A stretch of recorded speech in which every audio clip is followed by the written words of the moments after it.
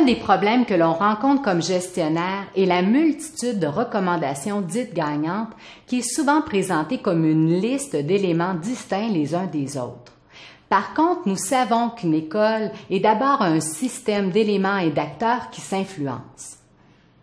Nous savons dans un premier temps que les éléments suivants sont dits gagnants.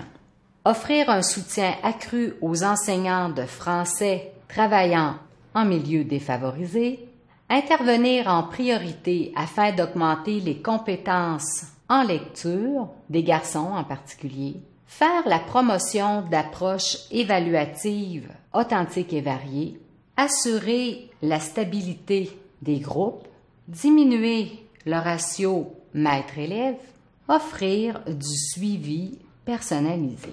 Mais quelle forme pourrait prendre l'ensemble de ces recommandations?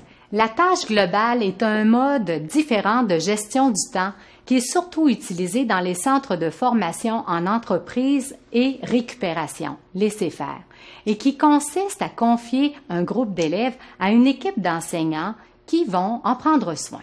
Un groupe d'élèves à une équipe d'enseignants qui se rendent responsables de la totalité du programme de formation pour chacun des élèves du groupe. Cette formule se distingue du co-enseignement par l'absence d'horaire individuel, tant pour les enseignants que pour les élèves. Seuls sont fixés, au début de l'année, la liste des élèves, le nom des enseignants et le programme de formation. Alors qu'un enseignant dispense une matière en classe, ses collègues, 1, 2 ou souvent 3, agissent comme assistants pédagogiques. Si un problème de nature comportementale survient pendant l'activité en cours, un assistant prend en charge la situation. Les élèves sont en présence les uns des autres 5 jours complets par semaine plutôt que 5 périodes par semaine lorsqu'il y a cloisonnement des matières. Cette approche assure une plus grande attention aux besoins particuliers des jeunes au moment où ils se font sentir, plutôt qu'à la fin du cours, à la fin de la journée ou encore pendant la pause. Ce fonctionnement rend possible le travail d'équipe et la cohésion de l'équipe enseignante. L'exploitation de projets d'envergure qui assurent la création de liens concrets entre les différentes disciplines.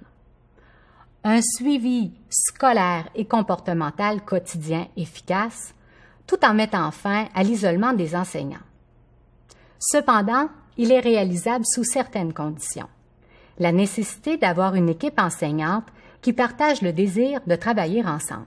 L'appui de la direction d'école, l'appui de la commission scolaire et des représentants syndicaux dans la constitution et le maintien de l'équipe en place. La nécessité d'avoir du temps de concertation et de planification entre les journées pédagogiques. La réorganisation des environnements physiques au sein de l'école. Le fonctionnement en tâche globale est très apprécié des élèves et contribue à l'amélioration des apprentissages, à de meilleurs comportements, à la réduction du stress scolaire et à l'enthousiasme des enseignants. Les bénéfices sont nombreux et réels.